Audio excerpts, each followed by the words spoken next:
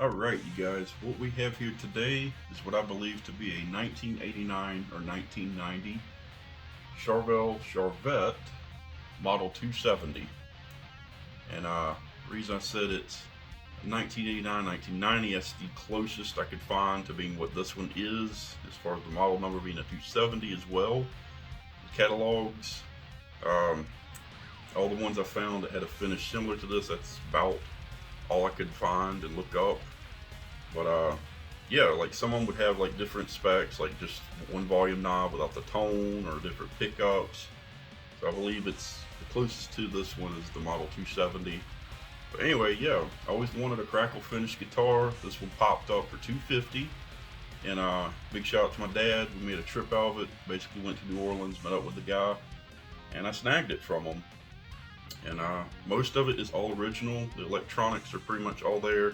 The volume pot I had to swap out because whether it was a previous owner or someone before that, someone super glued the volume knob to the pot, and of course it broke off when I was trying to get it out. I found out it was glued afterwards, so I put a Yngwie Malmsteen replacement one in there. I had just a random Yngwie volume pot. I dropped it in here and it's fine. But yeah, I love it. I think it's cool as hell with the crackle finish. It's got some boo-boos, but I mean, that's to be expected for something that's 20, 30 years old. I mean, I think it looks great all considering. But yeah, I've heard stories and tells from some of the old players where apparently they used the necks from like the model series and some of these Charvette builds. Like some guys even said they sanded down their headstocks and found an actual Charvel logo under there. I'm not brave or crazy enough to do that because this one's in great shape, in my opinion, and I'm happy with it as is. If it's got an actual Charvel neck, that's great. I will tell you it plays great, smooth as butter. But yeah, this is a really cool guitar. It plays and sounds great, even with the stock electronics. All I did was raise the pickups up to try to get as much juice out of it as I could, but it's all stock basically.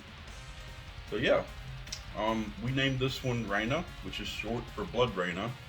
I don't know if some of you have watched the show The 100, but one of the characters on there ended up going by a name called Blood Raina, and that's kind of like a nod to that. So yeah. If you go to your local pawn shops or check your local marketplace and see a Charvette guitar for sale, by all means check it out.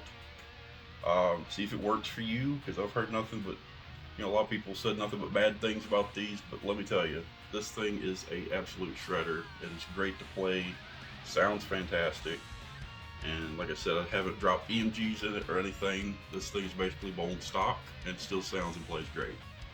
So yeah. There you have it, Charvette Model 270-ish from around 1989 or 1990, because they only made these for a couple of years. So there you have it. We'll give you guys a little sound test. Let's check it out.